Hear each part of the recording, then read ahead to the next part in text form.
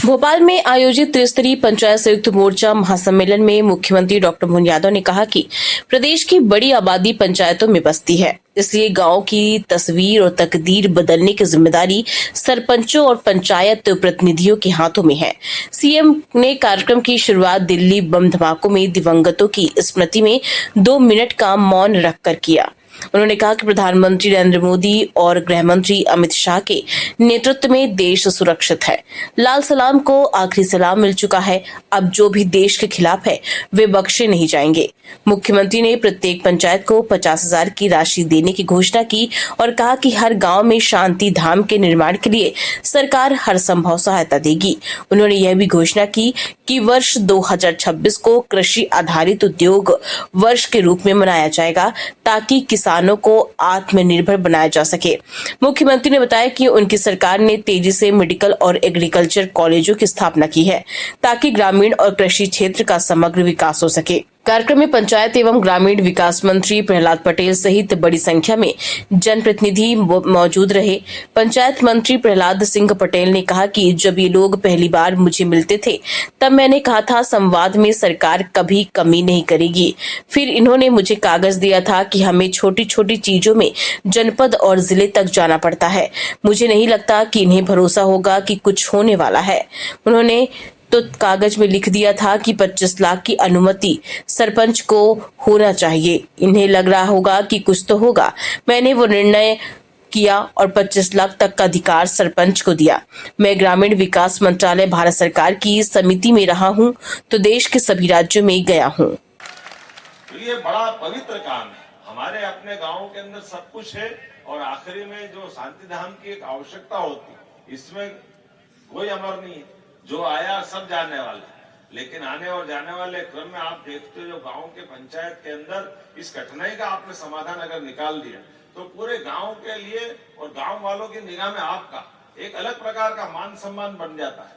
पंचायत को एक अलग निगाह से देखते हैं।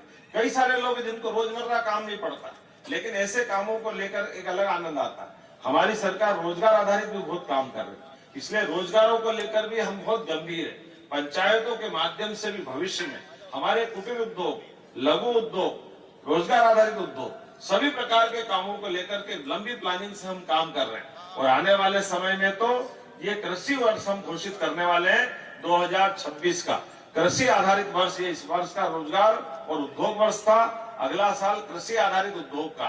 तो आपकी पंचायतों के अंदर भी कृषि आधारित उद्योग कैसे लगे, उनमें लोगों को रोजगार कैसे मिले। और ये कई बार वैसे तो अधिकांश जगह हमने चिन्हित की है, लेकिन फिर भी कई बार हमारी फसलों को लेकर के खासकर सब्जी और इस टाइप की फसल जो नुकसान में जाती है, वो सारे उद्योग लगाने के लिए सरकार के माध्यम से, आपके माध्यम से हम वो उद्योग भी लगाने वाले हैं कि टमाटर ज्यादा हो गया तो टमाटर फेंकने की जरूरत क्यों पड़ना चाहिए, टमाटर का पाउडर बन जाएगा। प्याज, लहसुन, आलू, ऐसे कई प्रकार के अलग अलग फसलें, तो सभी क्षेत्रों में जितना अच्छा हो सकता है सरकार के माध्यम से प्रत्येक क्षेत्र में आगे बढ़ रहे हैं। इसी प्रकार से स्कूल कॉलेज, और स्कूल कॉलेज में नहीं, आप तो अंदाज लगा लो, हमारी सरकार बनने के बाद हमने मेडिकल कॉलेज भी बहुत तेज गति से खोले और एग्रीकल्चर कॉलेज भी बहुत तेज गति से खोले। विकास के लिए शिक्षा और चिकित्सा, इस दोनों तरह से। और शिक्षा भी कौन सी, हार्टिकल्चर, एग्रीकल्चर, फ्लोरिकल्चर, इसके माध्यम से रोजगार की बड़ी संभावना है। अब हमारे अपने विकास के इस क्रम में लंबे समय तक चलने के लिए जब आज आपसे बात कर रहे हैं तो आखिरी बात तो नहीं है, लेकिन त्योहार तो खूब आनंद से मनना चाहिए। मनना चाहिए कि नहीं मनना चाहिए। तो जहां जहां हमने ये भी आप भी जरा माननीय मंत्री जी के माध्यम से आप मंगा लेना, हमारे भगवान राम के, भगवान कृष्ण के या धार्मिक महत्व के ऐसे कौन कौन से स्थान है जो चिन्हित होने से बचे, उनको भी तीर्थ हमारी सरकार बनाने जा रही है। जोरदार अभिनंदन करें। वो स्थान भी आप बताना। ऐसे प्रत्येक स्थान को हमने अपने राज्य की भौगोलिक सीमाओं के अंदर, भगवान राम अगर अयोध्या से चित्रकूट आए और चित्रकूट से बाद में आगे बढ़े तो किन किन मार्ग से आए और गए होंगे, प्रत्येक स्थान देवस्थान की तरह, वो तीर्थ की तरह विकसित होना चाहिए। ऐसे ही मथुरा वाले, अलीगढ़ वाले बैठे राष्ट्रीय अध्यक्ष, जोरदार ताली बजाओ। हमने इनके गोपाल कृष्ण कन्हैया के लिए भी योजना बनाई। हमने प्लान बनाया है कि मथुरा से भगवान कृष्ण कंस को मारने के बाद शिक्षा ग्रहण करने आए तो मथुरा से आने का रास्ता कौन सा, और यहाँ से द्वारका जाने का, नरकासुर को मारने के असम जाने का हर बार मध्य प्रदेश है, तो उत्तर दक्षिण पूर्व पश्चिम कई बार भगवान कृष्ण मध्य प्रदेश से गुजरे होंगे।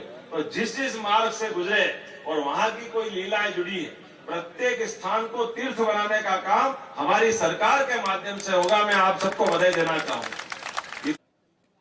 माननीय अशोक सिंह यादव जी, महेंद्र सिंह यादव जी, रणवीर सिंह जी, जब ये पहली बार मुझे मिले थे